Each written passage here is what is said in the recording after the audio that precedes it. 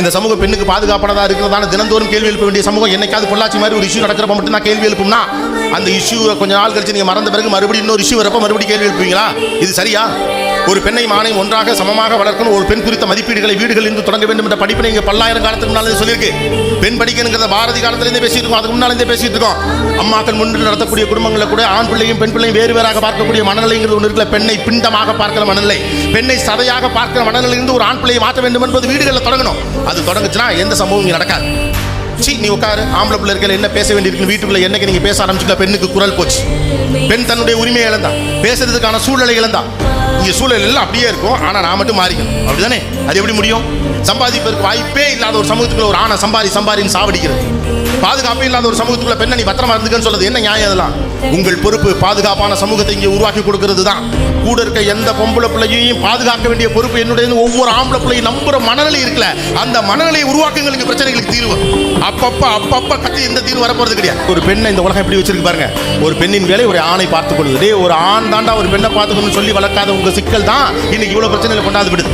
வீடுகளுக்குள் சொல்லி கொடுங்க, ஒரு ஆம்பளை பிள்ளையோட வேலை பொம்பளை பிள்ளையை பார்த்துக்கிறது. பசங்க நல்லா தான் இருக்காங்க, கரெக்டாக சொல்லி கொடுத்தா பிரச்சனை இல்லை.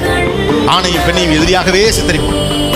அழகின் பொருட்டே ஒரு பெண்ணை தூக்கி வைத்து கொண்டாடுகிற போது தயவு செய்து ஏற்றுக்கொள்ளாதீர்கள். அறிவின் பொருட்டு உங்களை எவன் மதிக்கிறானோ அவன் தான் உங்களுக்கான ஆண்மகன். அழகின் பொருட்டு உங்களை கொண்டாடுகிறவன் தவறானவன். ஒத்துக்காதீங்க.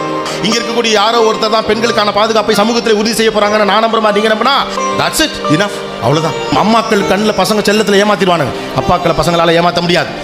ஏன்னா ஆணுக்கு இன்னொரு ஆணை நல்லா தெரியும். தம்பி இந்த தப்பு நீ பண்ணிருக்கேன்னு சட்டையை பிடிச்சு கோத்துருவார். நீங்க ஆண் பிள்ளைகளையும் அப்பாக்களையும் பிரிக்காதீர்கள். இங்கே நடந்து கொள்ளக்கூடிய பல்வேறு பிரச்சனைகளுக்கு ஆண் பிள்ளைகளையும் அப்பாக்களையும் பிரித்து வைப்பதும் கூட ஒரு காரணம் தான். அப்பாவுக்கு ஒரு பையன் இப்படி நடந்துக்கிறானா, என்ன பண்றான்னு அவரால் கண்டுபிடிச்ச முடியும். டக்குன்னு சட்டையை பிடிச்சி தம்பி இது தப்புடா, இது செய்யாதுன்னு சொல்லிடுவார்.